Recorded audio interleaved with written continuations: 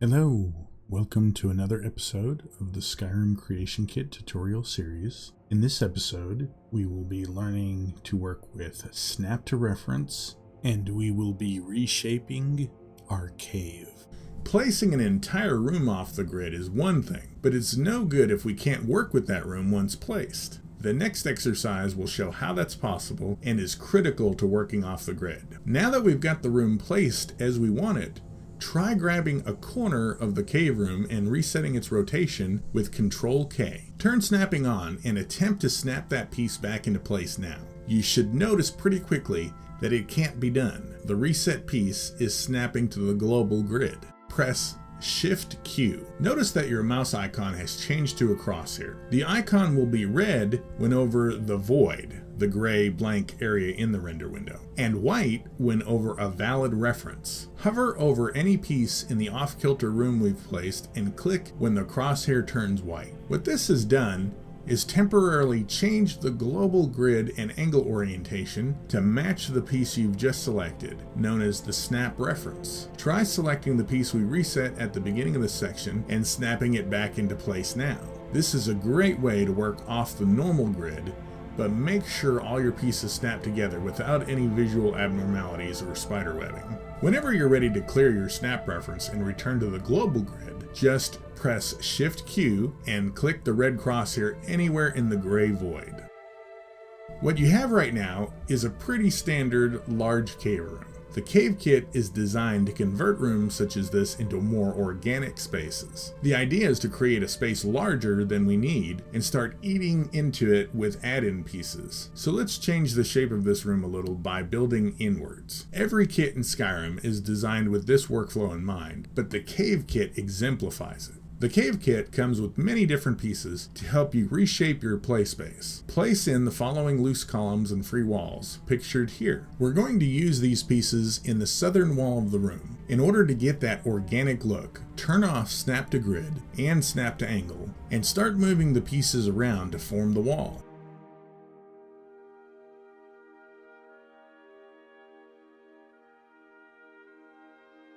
Use the pillars to hide any seams between the walls.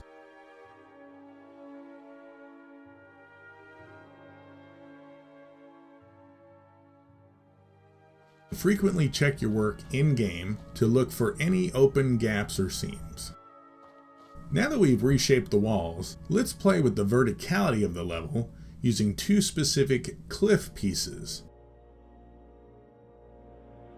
Verticality in the level makes encounters more interesting than fighting in a large flat room, as well as being more natural and pleasing to the eye.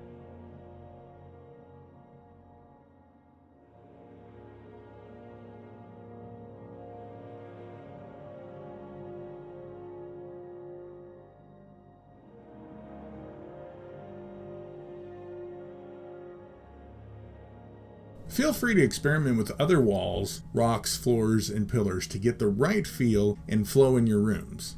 There's no need to match the examples directly. Experiment and express yourself here.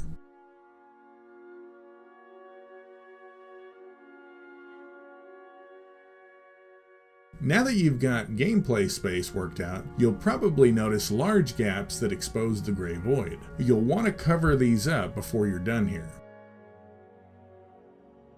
Here are the pieces we'll be using in this example. The pillar and boulders can be used for the larger gaps in the ceiling and wall.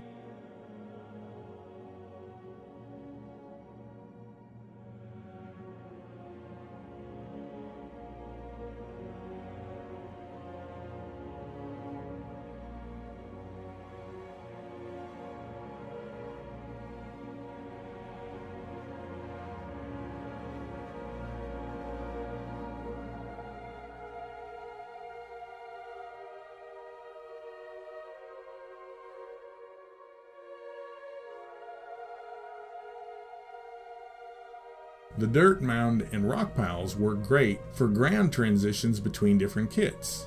Feel free to try using any of the pieces you want until you find ones that you think will work well.